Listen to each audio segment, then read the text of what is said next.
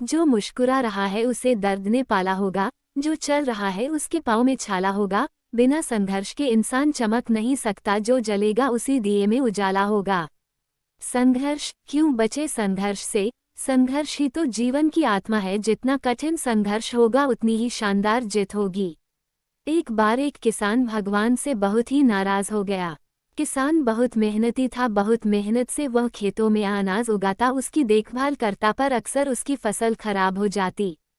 कभी सूखा पड़ जाता, कभी बाढ़ आ जाती, कभी तेज धूप, कभी आंधी, कोई न कोई कारण बन ही जाता कि उसकी फसल खराब हो जाती। एक दिन वो किसान गुस्से में आसमान की ओर देखकर भगवान से कहा, हे ईश्वर, आपको लोग सर्वज्ञता मानते हैं कि आप सब जानते हैं, कहते हैं कि आपके इच्छा के बिना एक भी पत्ता नहीं हिलता, पर मुझे तो लगता है कि आप छोटी सी छोटी बात भी नहीं जानते। आपको तो ये भी नहीं पता कि खेती बाड़ी कैसे करते हैं। अगर आप जानते होते तो हर समय जो बाढ़, आंधी और तूफान आते हैं वो कभी नहीं आते। आप नहीं जानते कि कितना नुकसान उठाना पड़ता है हम किसानों को। यदि आप मेरे हाथ में ये शक्ति दे दे कि जैसा मैं चाहूँ वैसा मैं मौसम कर दूँ, फिर आप देखना मैं अन्य के भंडार लगा दूंगा। भगवान इस किसान के तीखे वाक्य सुनकर मुस्कुरा रहे थे और वह किसान के सामने प्रकट होकर बोले, मैं आज से तुझे ये शक्ति देता हूँ कि तुम अपनी खेतों पर तुम्हारी जैसी इच्छा ही तुम वैसा मौसम कर दोगे। मैं बिल्कुल भी दखल नहीं दूंगा, तुम्हारी इच्छा से सब कुछ होगा। किसान बहुत खुश हो गया। किसान ने गेहूं की फसल अपनी खेतों में बोई।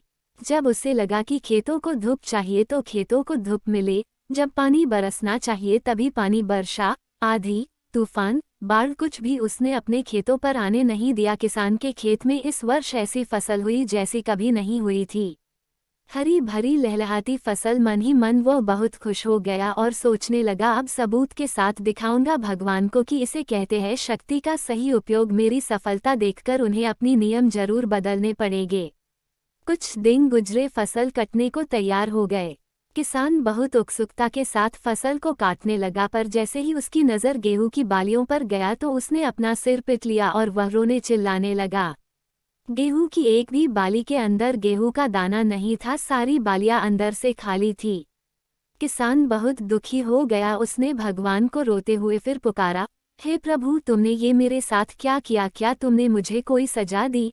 भगवान बोले, पुत्र, ये तो होना ही था। तुमने पौधों को संघर्ष करने का मौका ही कहा दिया, ना तो तुमने उन्हें आंधियों से जूझने दिया, ना तेज बारिश से सहने दिया और ना ही धूप में तपने दिया। एक भी चुनौती का सामना तुमने उन्हें नहीं करने दिया, इसीलिए सारे पौधे अंदर से खोखले रह गए। जब आंधी, तूफान, तेज बारिश और धूप पड़ती है तभी ये पौधा अपने अस्तित्व को बचाने के लिए संघर्ष करते हैं, और इसी संघर्ष से एक बल पैदा होता है जिसमें शक्ति होती है, ऊर्जा होती है। और यही ऊर्जा पूर्ति तेरे गेहूं के दानों की तरह जो नहीं फूटी, तूने उन्हें कठिन परिस्थितियों से गुजरने ही नहीं दिया जहां उनके अस्तित्व का जन्म होता।